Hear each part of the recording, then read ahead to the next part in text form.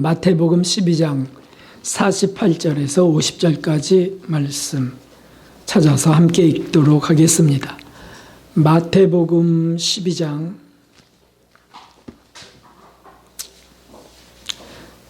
48절에서 50절까지 말씀입니다.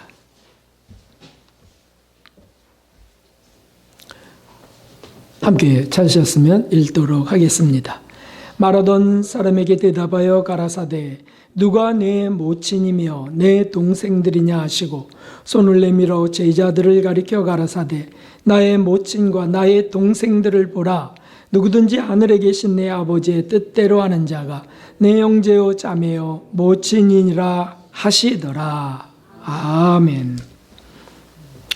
하나님의 은혜와 사랑이 오늘 예배하시는 모든 분들 위해 함께하기를 주님의 이름으로 기원합니다. 벌써 5월이 시작되었습니다. 잠시 뒤엔 뜨거운 여름이 옵니다. 어떻게 세월이 이렇게 속히 지나가는지 눈 깜짝하면 날들이 지나가고 달들이 지나갑니다. 여하튼 5월은 가정의 달입니다. 그리고 금주에는 어린이 날과 어버이날이 함께 있는 주간입니다. 우리들의 가정에 정말 하나님의 사랑과 은혜가 함께하기를 다시 한번 우리 옆분들에게 주님의 은혜와 사랑이 함께하기를 기원합니다. 축복합니다. 인사하겠습니다. 하나님의 사랑과 은혜가 함께하기를 축복합니다. 가정이 아무리 잘 되어도 또 아무리 넉넉해도 차가 서너 대씩 있어도 하나님의 사랑과 은혜가 거기에 없다면 그것은 불행한 가정이죠. 오늘날은 더 그렇습니다. 왜냐하면 오늘날 국가와 사회는 심히 위협을 받고 있습니다.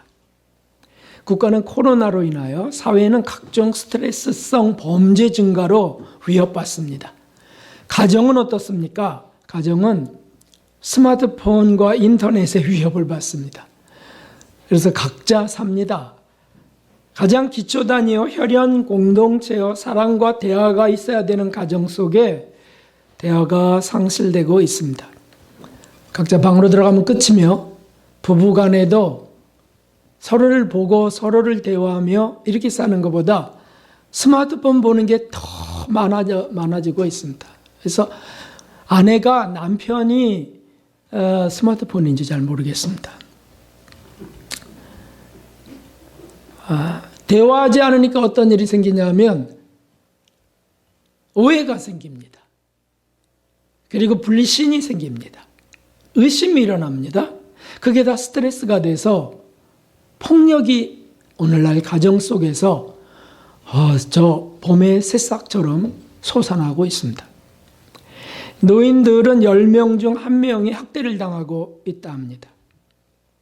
아동에 대한 물리적 폭력이나 성적 폭력도 많습니다. 학대가 매년 증가하고 있습니다. 오늘날 현재 뉴스 속에서 가장 쇼킹한 내용들이 뭐냐면 확진자의 수가 아니에요. 아동이 어떻게 폭행당했다는지 이런 것들이 너무 끔찍해요. 왜 그러냐 하면 다 이기주의, 개인주의, 스트레스로 인한 사랑의 상실입니다. 이런 위기의 시대에 예수님의 가족관은 과연 어떠했는지 우리가 찾아봐야 되겠습니다. 예수님의 가족관이 천국 가는 가족관이 아니겠습니까? 아무리 가정이 잘 되고 그리고 그 많은 어떤 재물들이 유산으로 남겨져도 그것이 정말 잘 되는 것일지 사실은 죽어봐야 하는 거죠. 예수님의 가족관은 어떠셨을까요? 그게 우리의 답이 되기를 바랍니다. 함께 읽어보겠습니다. 무릇 내게 오는 자가 자기 부모와 처자와 형제와 자매와 및 자기 목숨까지 미워하지 아니하면 능히 나의 제자가 되지 못하고 라고 했습니다. 이 말씀을 보면 이거 이단들의 가정 파괴 같은 현상 이단들이 저러는데 그래서 다 미워하게 하고 이렇게 하는데 그래서 평화로운 사랑의 가정을 원하는 이들에게 이런 말씀은 참 가혹하게 느껴집니다. 더 전투적이고 더 좀 끔찍한 말씀도 있습니다. 뭐냐면 내가 온 것은 사람이 그 아비와 딸이 그 어미와 며느리가 시어미와 불화하게 하려 함이라 하는 말씀이 있습니다. 그러니까 야 이거 뭐냐, 가정 파괴범이 되라는 뜻인가? 서로 반목하고 불화하고, 그래 이게 하나님의 말씀일 수 없어요. 다시 말하면 예수님의 가족관, 예수님이 가족을 어떻게 생각하시는가 하는 것을 단적으로 사실은 말씀한 말씀이에요. 성경의 가족관, 이것은 세상의 가족관하고는 좀 다르다는 말씀이죠. 우리가 그 의미를 분명히 알아야 되겠습니다. 자, 예수님의 가족은 어떤 사람들일까요? 그것을 우리의 가족이 되기 원합니다. 첫째는 오늘 말씀 속에 예수님의 어머니 모친과 양부 요셉은 이미 돌아가셨어요. 그래서 홀로 계신 어머니 마리아와 그리고 형제들이 왔다고 했습니다. 그것이 사촌인지 친형제인지 우리는 알 수가 없어요. 어찌됐든 예수님의 가족들이 왔다는 거예요. 그래서 주님, 모친과 형제들이 왔습니다 라고 이렇게 말하자 누가 내 모친이며 내 형제냐 라고 하시면서 하신 말씀이 오늘 본문의 말씀이죠. 그리고 나의 가족은, 나의 어머니, 나의 형제 자매는 이런 사람들이야 라고 하신 말씀이죠.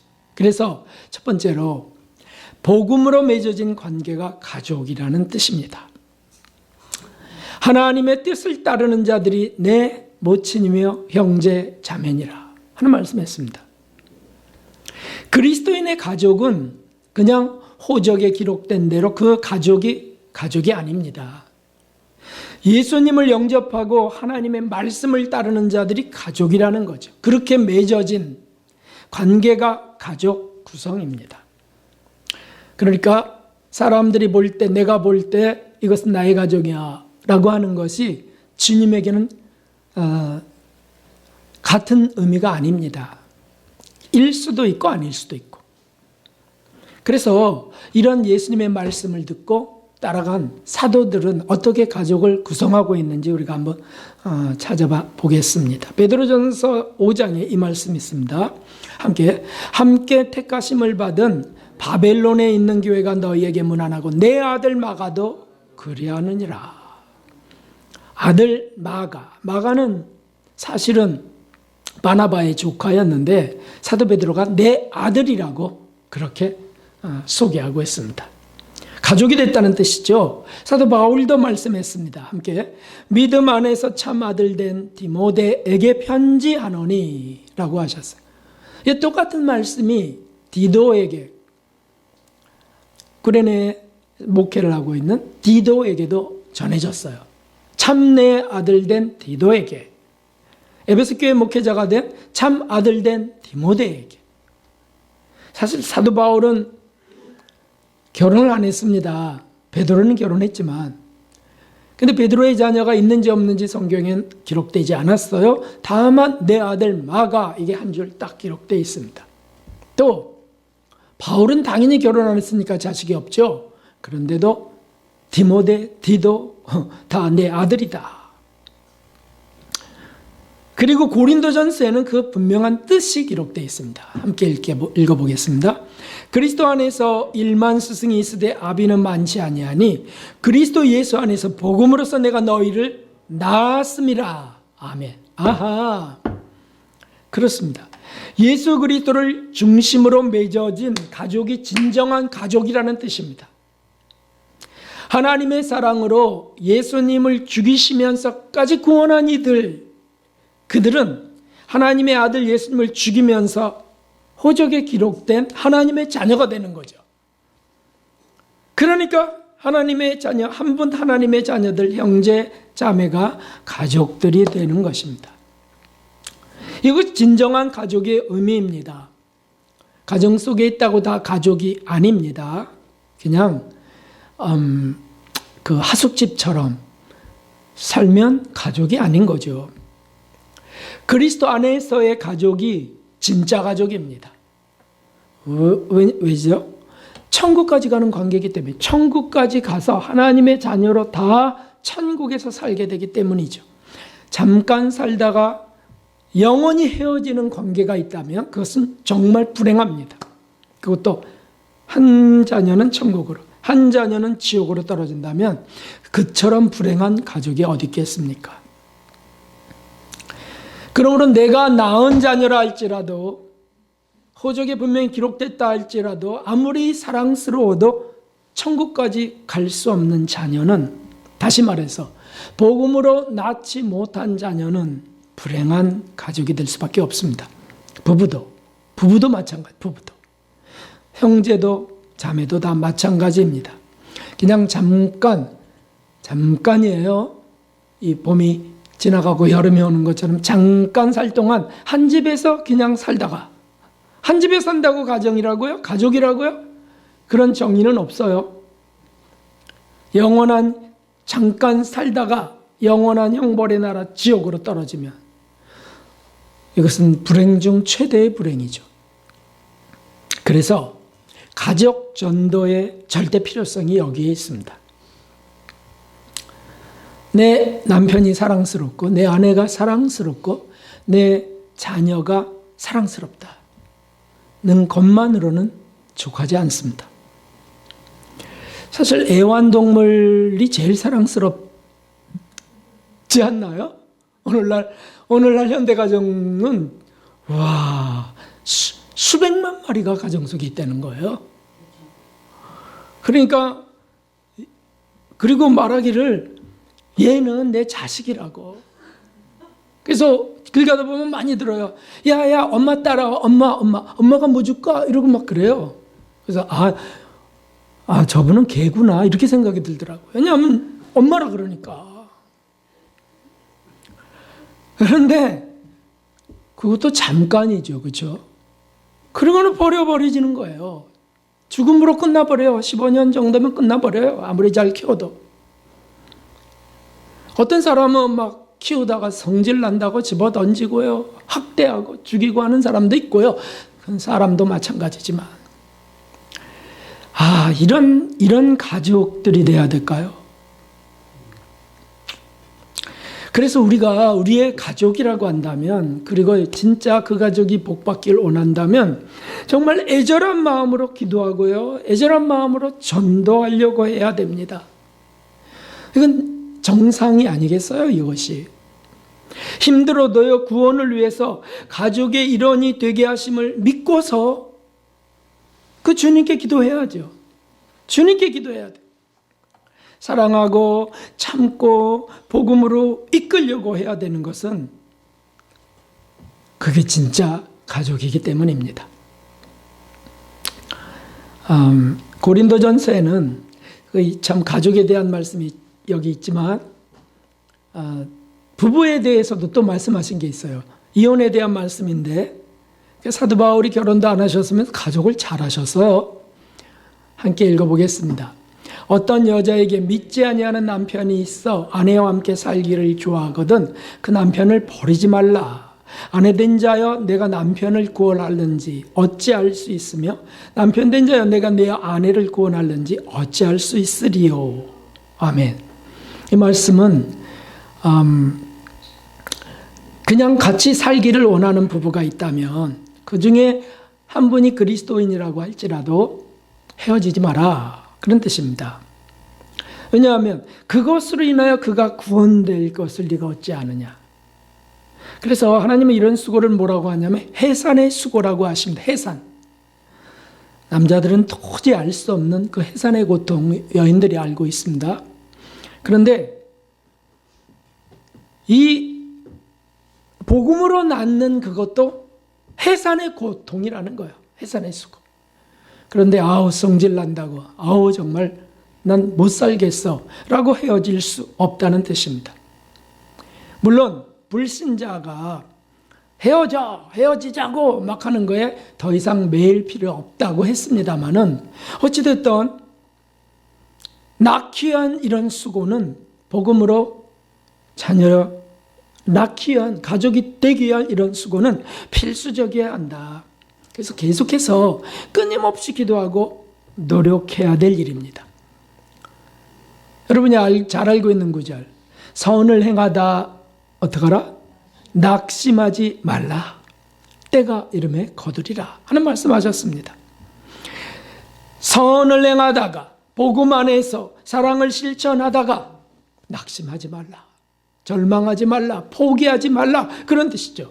성경은 그것에 대해서 분명히 약속하고 계십니다. 이 약속의 말씀을 꼭 붙들어야 될 것입니다. 한번 같이 읽겠습니다.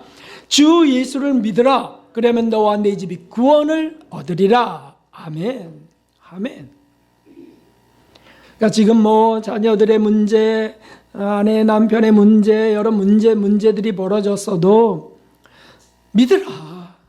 너로 인하여, 예수를 믿는 너로 인하여 네 집이 구원 얻을 것이야. 믿으라. 아멘. 아멘. 그러면서 어떻게 하라는 겁니까? 성질내고 막 그러라는 뜻이 아니잖아요. 오래 참아가면서, 선을 해가면서 낙심하지 말라.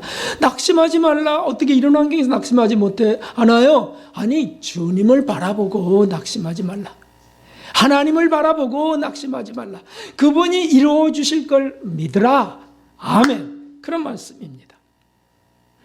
여러분, 오늘날 이 가족구원에 대한 말씀은 이상하게도 심각하지 않습니다. 어떻게 할 수 없어요. 다 개성의 시대예요. 다 자기 각자 있잖아요. 이러면서요. 정말 등한히 여기는 게 가족구원이에요. 여러분, 김남준 목사님 아시죠? 열린교회 김남준 목사님. 거기 그분이 책을 자주 쓰시는데 가족구원이라는 책을 쓰셨어요. 가족구원 끝나지 않는 가슴앓이, 이런 책을 쓰셨어요. 근데 그 책 속에 한 여성의 꿈 이야기가 소개됩니다. 그 꿈 얘기를 제가 읽어드리겠습니다. 꿈 얘기예요. 그 성도의 실제로 진 꿈이에요. 어느 날 밤에 꿈을 꾸었습니다. 하늘로부터 두루마리로 된 편지 한 통이 내려왔습니다. 하늘로부터 미끄러지들이 내려온 이 두루마리기는 제 앞에서 펼쳐졌습니다. 거기에는 제 아버지께 속히 편지 쓰라는 간곡한 사연이 짤막하게 기록되어 있었습니다. 아버지에게 속히 편지 쓰라. 며칠 동안 연거푸 3번을 똑같은 꿈을 꾸었습니다. 얼마나 급한 것입니까? 그래서 이 성도님은 아버지께 복음을 전하라는 메시지구나 알았지만 아버지가 워낙 강박하고 완강하고 이렇기 때문에 차일피일 미뤄졌습니다. 그리고 2달이 지난 뒤 아버지께서 돌아가셨다는 소식이 들려왔습니다.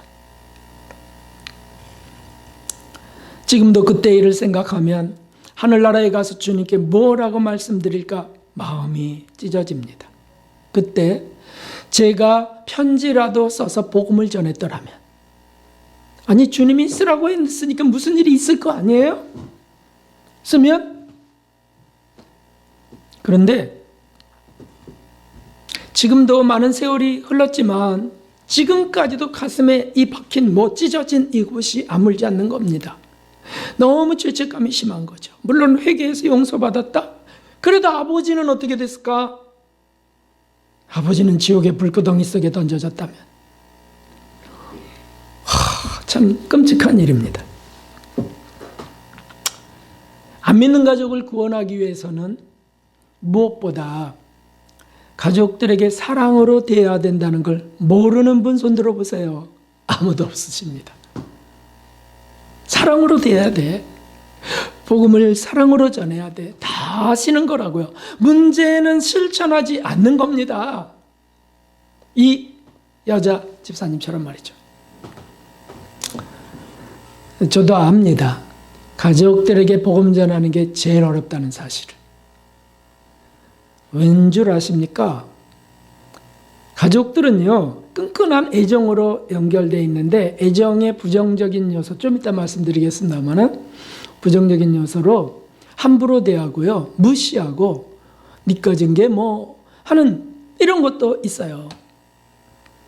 근데 그런 남편을 구원시키려고 한다면, 그런 아버지를 구원시키려고 한다면, 아내, 자녀를 이렇게 할 때 개성 존중, 그것은 지옥 잘 가란 뜻이에요. 개성 존중하다가 지옥 잘 가. 이렇게. 그러니까 이게 어려운 겁니다. 자존심을 죽이고 복음을 전하고 그래야 되는데, 경험해 보신 분들 여기 계실 거예요. 어떻게든지 교회로 인도하려고 복음을 전하려고 이렇게 하다가 조금이라도 막 성질이 나갖고서 조금이라도 얼굴 붉히고 화를 내면 내가 그래서 교회 안 가? 이렇게 나오거든요.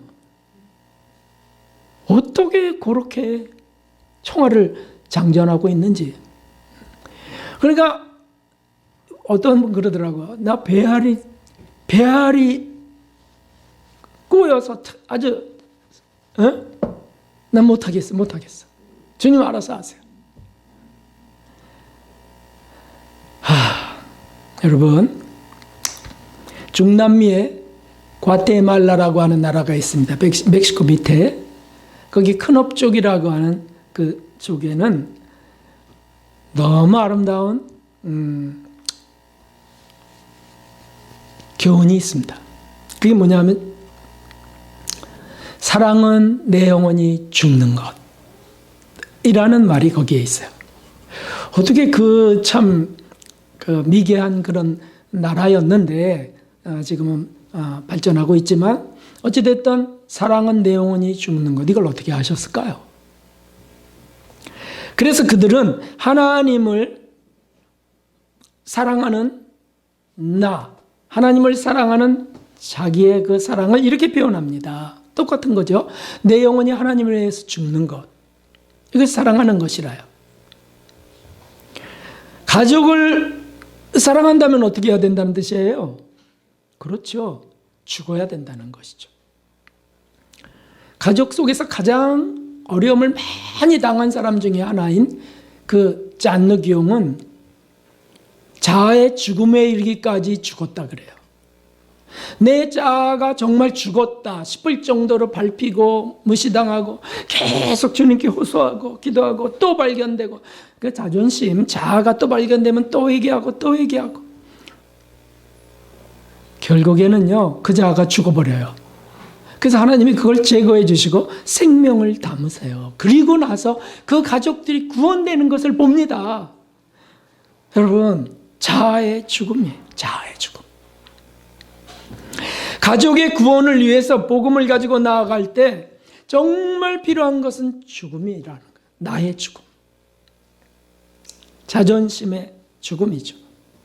내가 정말 가족을 사랑해라고 할수록 더 죽어야 된다는 뜻입니다. 이것이 얼마나 어렵겠습니까? 그러므로 전능하신 하나님을 의지하고 그렇게 간절히 기도해야 되는 거죠.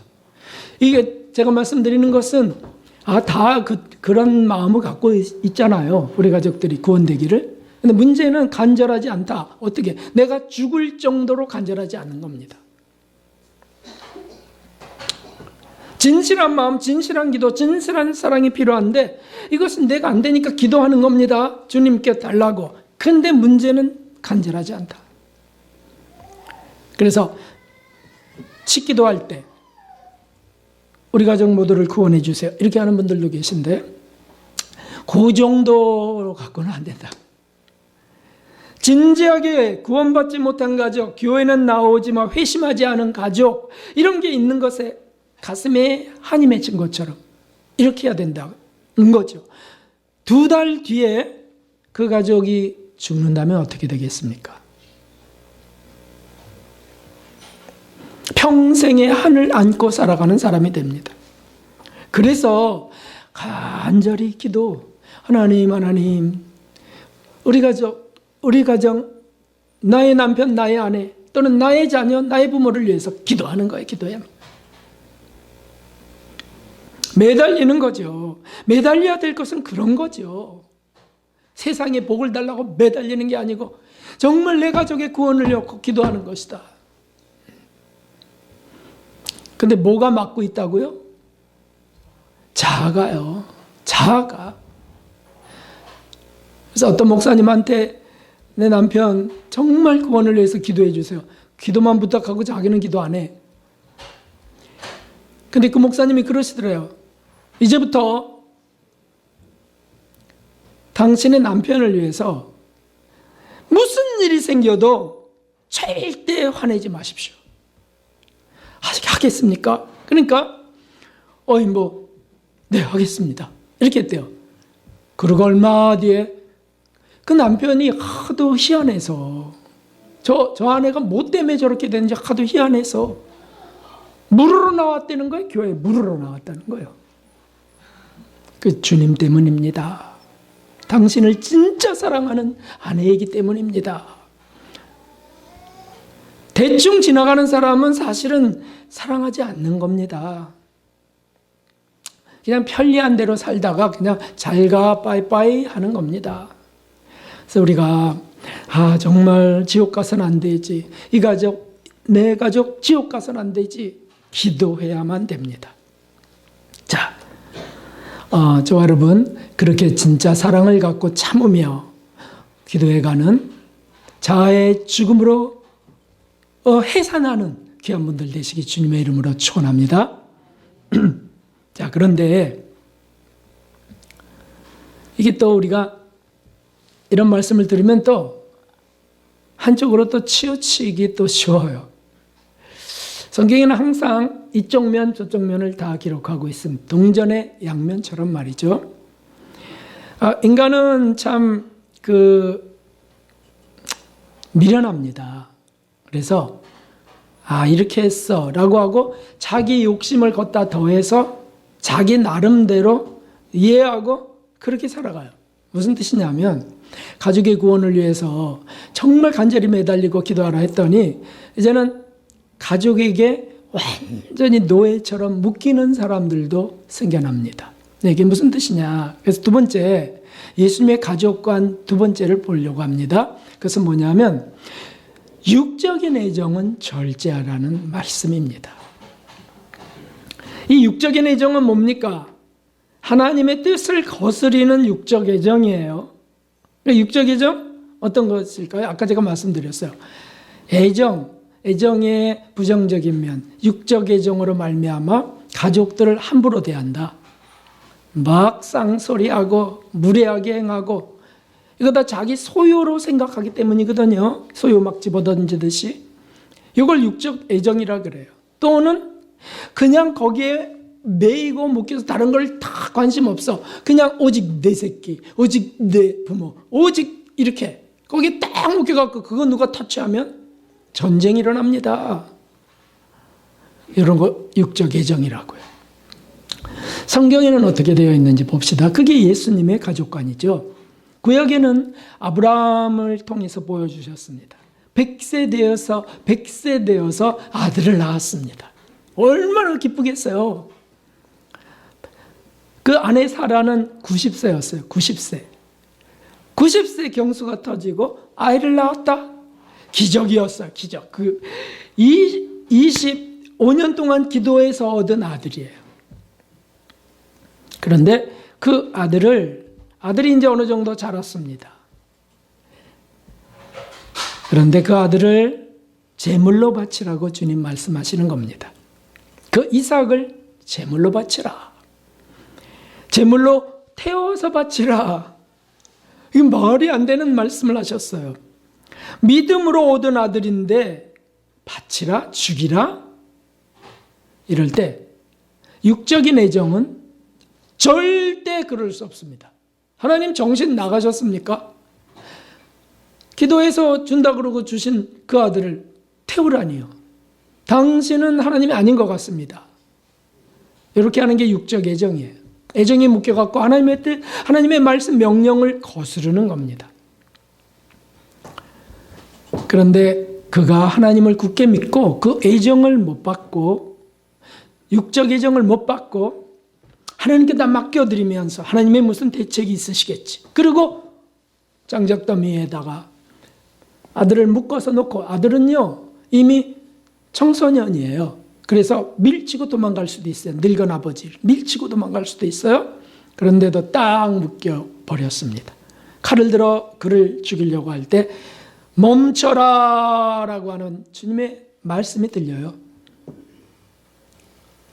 네가 내 독자 그 아들 이삭을 나를 위하여 희생할 그 믿음을 내가 칭찬하노라 하면서 다른 제물을 가시덤불에 걸린 딸을 양을 한 마리 준비해 갖고 그걸 바치게 합니다. 그래서 열국의 아비가 되게 하시다는 그 약속이 이루어집니다. 이게 애정을 절제한 모습이죠. 근데 반면에 거꾸로 엘리 제사장이라고 있습니다. 그 엘리 제사장은 아들 홈리와 비느하스가 있었는데 그 홈리와 비느하스가 제사장의 대제사장의 아들이니까 그저 성전에서 자유롭게 다니고 그래 헌금이 들어와요. 헌금이 성전에 재물이 들어옵니다. 이런 것들이 들어왔을 때 자기 마음대로 홈리와 비느하스는 가갖고서 막 내놔. 그래서 이거 하나님께 드릴 거예요. 글쎄 내가 알아서 안 되니까 라고 그것을 뺏어가기도 하고요. 그 다음에 그거 갖다가 시장에서 팔아갖고 돈으로 바꾸고요. 정말 폐역한 그런 모습을 보입니다.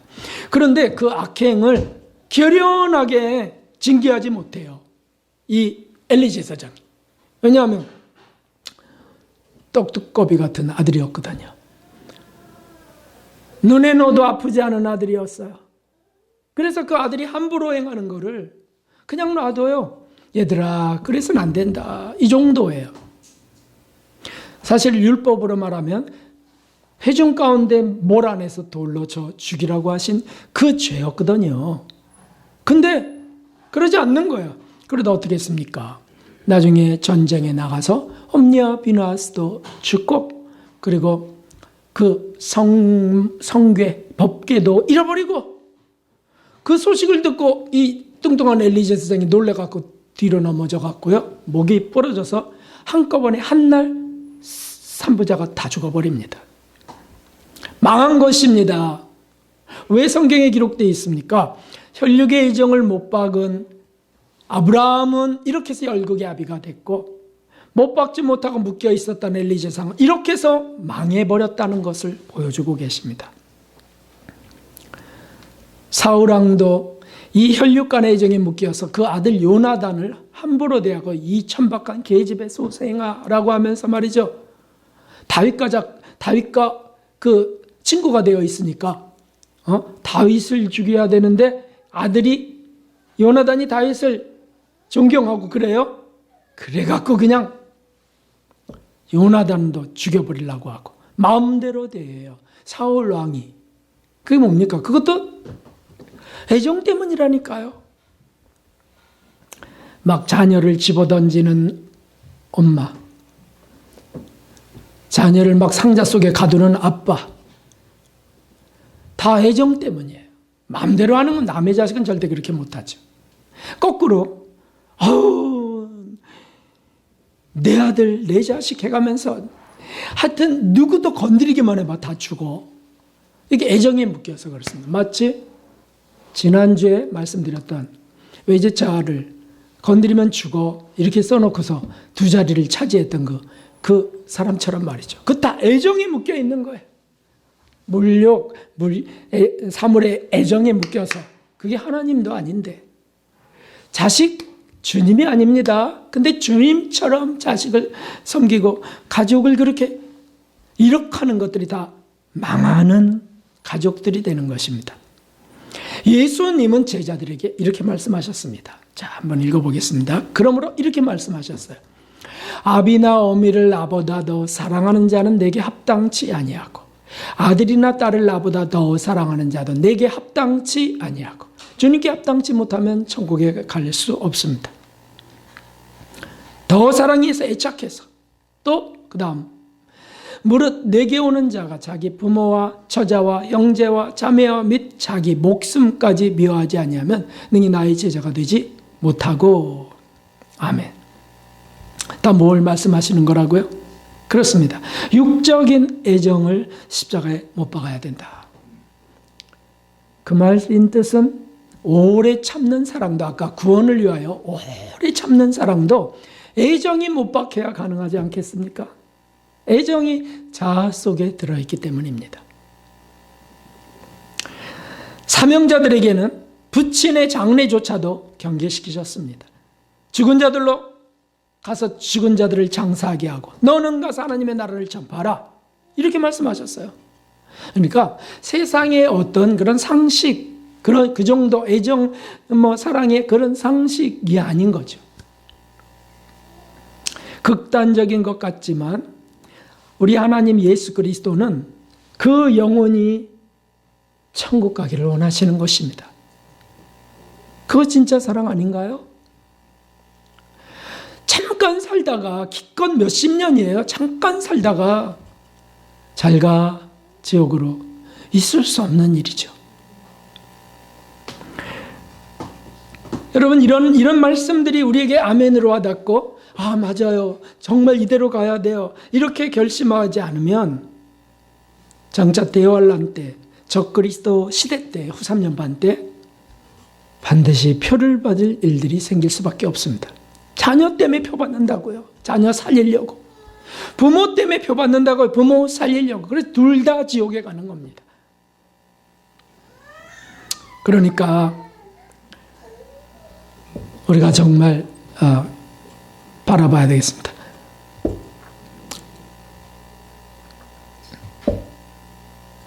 성경의 핵심 진리, 신학교에서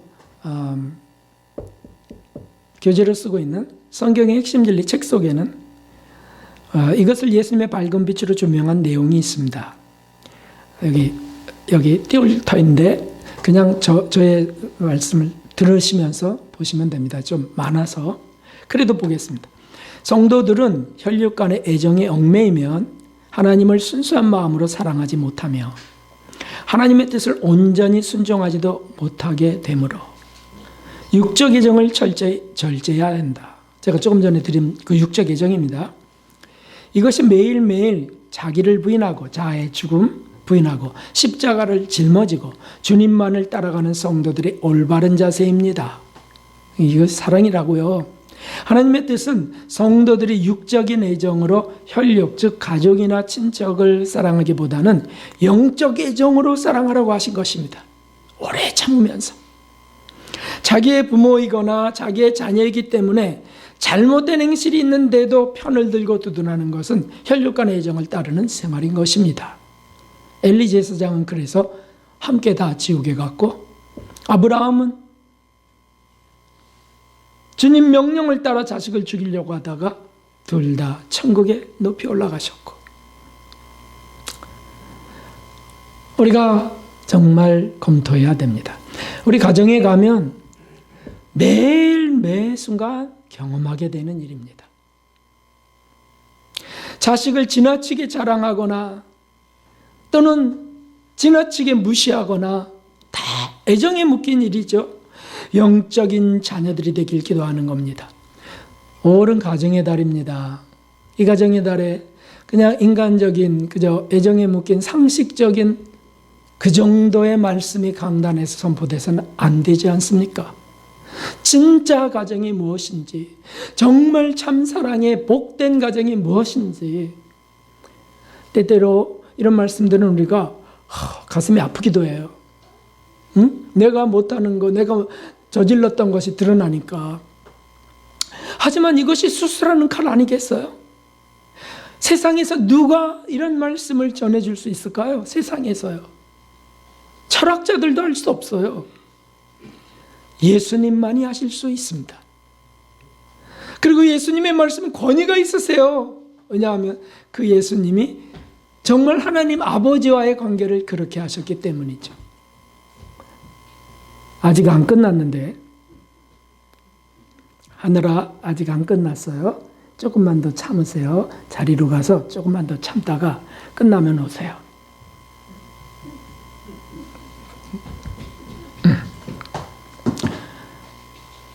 어디까지 했는지도 잊어먹었잖아요. 어찌됐든 영적인 자녀가 되길 기도해야 되겠습니다. 영적인 부모가 되길 기도해야 되겠습니다. 할렐루야. 그래서 오늘 본문 말씀을 다시 한번 보십시오. 나의 모친과 나의 동생들을 보라. 우리 거기 다시 읽어보겠습니다. 시작. 나의 모친과 나의 동생들을 보라. 누구든지 하늘에 계신 내 아버지의 뜻대로 하는 자가 내 형제요 자매요 모친이니라. 아멘, 아멘. 우리 가족들이 그런 가족들이 돼야 되겠습니다. 하늘의 가족들도 그런 가족들이 돼야 되겠습니다. 우리 모든 가족이 없는데요, 저는? 그렇지 않습니다. 홀로 살아도 가족이 있습니다. 적어도 정말 간절히 기도하는 가족들 되기 원합니다. 자, 읽어보십시오. 시작. 그리스도인은 혼자 살아도 가족을 얻습니다. 복음을 전해서 얻지 않겠습니까? 그런 가족들이 정말 돼야 되겠습니다. 그리고 읽어보겠습니다. 같이. 함께 사는 가족은 천국으로 인도하는 사람들입니다. 반드시 그렇게 가족들을 천국으로 인도하시고 이 가정의 달에 진짜 사랑을 실천해 보시기를. 그렇게 해서 주님이 기쁨이 있는 복된 가정, 정말 축복을 받는 귀한 분들 되시기 주님의 이름으로 축원합니다. 222장 우리 찬송 드리겠습니다.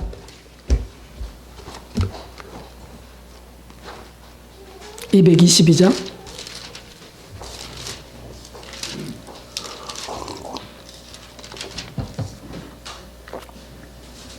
보아라 즐거운 우리 집, 정말 이런 우리 집이 되어야 되겠습니다. 박수하면서 힘차게 부르겠습니다.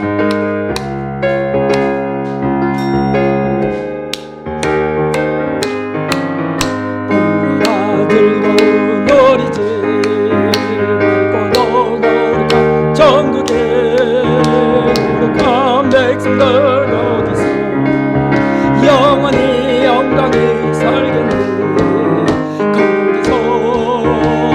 거기서 이쁘고 즐거운 집에서 거기서 영원히 영광이 살겠네. 앞서간 우리 친구들 분명한 그 집에 올라가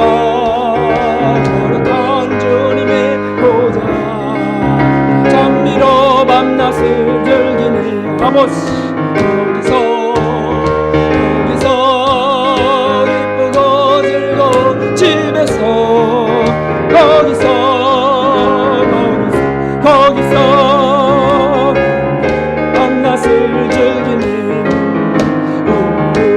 오신 주님도 거룩한 그 집에 계시니 우리도 이 세상 떠날 때 주님과 영원히 살겠네. 아멘, 아멘. 거기서 그 즐거운 집에서 거기서 주님과 영원히 살겠네. 아멘, 아멘. 끝나면 즐거운 곳에서 거룩한 아버지 모시고 기쁘고 즐겁게 살겠네. 아멘. 거기서 기쁘고 즐거운 집에서 거기서 기쁘고 즐겁게 주님 한번 부르고 가족의 구원을 위해서 기도하겠습니다.